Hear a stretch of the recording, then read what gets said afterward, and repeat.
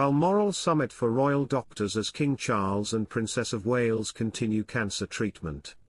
With both King Charles and his daughter-in-law, Catherine, undergoing treatment for cancer, it has been the most worrying year for the health of the royal family.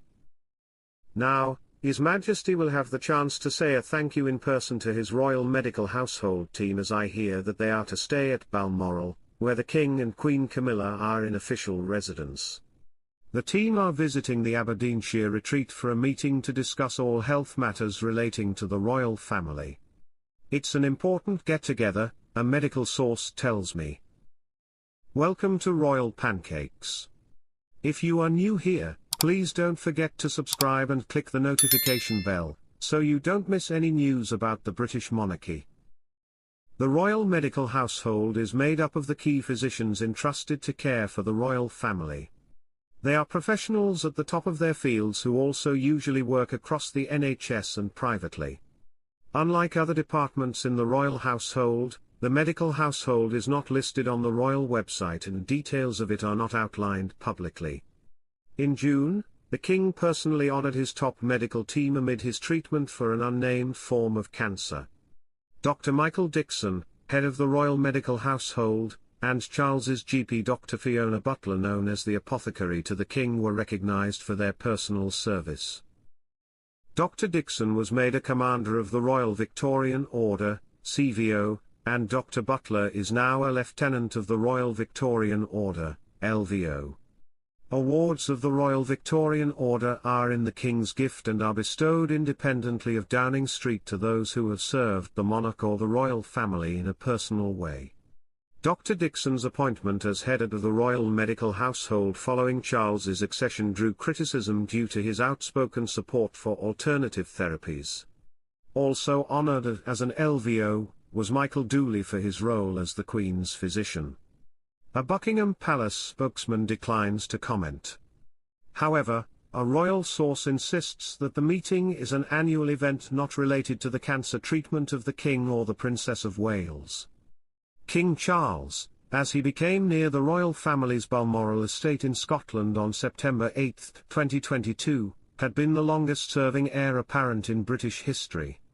The day when he both lost his mother and finally fulfilled his destiny was revealed in intimate detail by the Mail's Robert Hardman in his recent book, Charles III New King. New Court. The Inside Story. The biographer told how Charles was addressed as Your Majesty for the first time over the phone, when he had been driving back to Balmoral to be with his mother, who he knew was seriously unwell.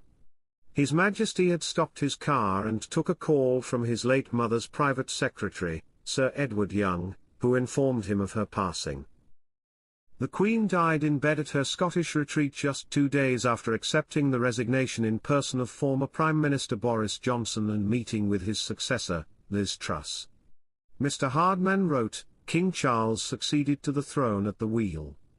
To be more precise, he had just turned off the B976 onto the back drive of the Balmoral estate, and was driving through a part of the world as dear and familiar to him as any, when he learned that he was now sovereign of the United Kingdom and 14 other realms, covering a large part of the Earth's surface. School children are taught that the longest reign in British history began at a Kenyan watering hole, that Princess Elizabeth was watching wildlife from the branches of a giant fig tree when King George VI died in his sleep on the 6th of February 1952 liters, that his dutiful daughter, having climbed up as a princess, climbed down as queen. History will record that, 7 decades later, on the afternoon of the 8th of September 2022, her son and heir was on an unmarked Scottish country road, at the wheel of his car, when he was first addressed as Your Majesty. He had been to visit the Queen at Balmoral Castle earlier in the day and had then spent a few hours at his nearby home, Birkhall, before returning to the castle. In the manner of his late mother, he had climbed into the car as both Prince of Wales and Duke of Rothesay, his title when in Scotland. 20 minutes later, he would climb out of it as King Charles III with the new Queen at his side. Her Majesty had kept her promise to serve the country until the very end, despite her declining health.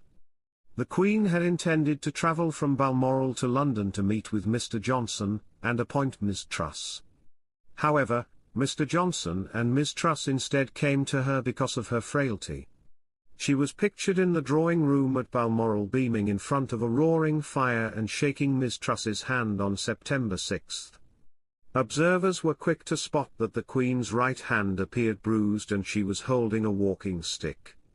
For some time, the palace had been referring to her mobility issues but did not disclose any details of her health problems.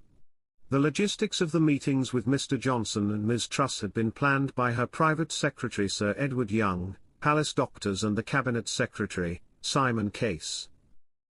They timed it so that the Queen would meet with both in the same hour at lunchtime.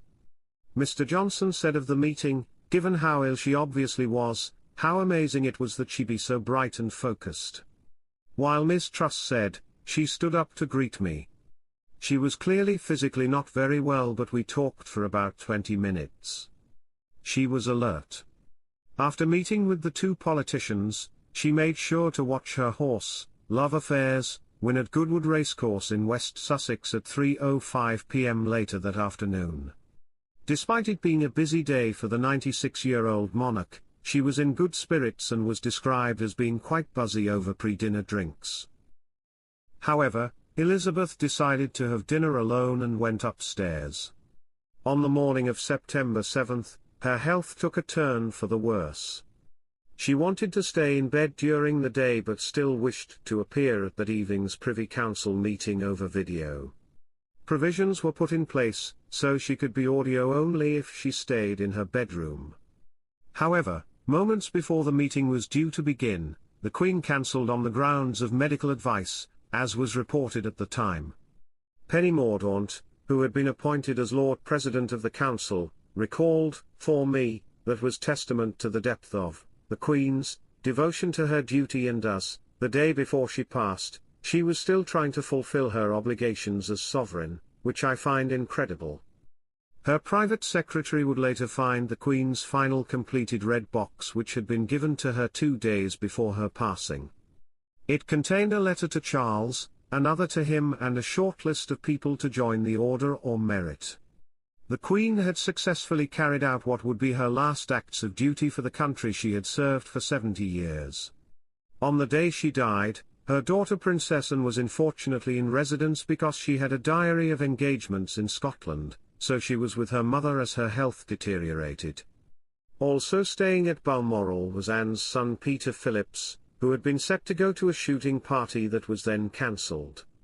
The Princess Royal called Charles, who was also attending official engagements but was more than 150 miles away in Ayrshire.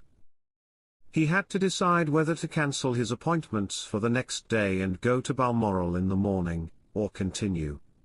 One official told Mr. Hardman how both Anne and Charles's private secretary, Sir Clive Alderton, were saying to Charles, "Think how you would feel if you never said goodbye."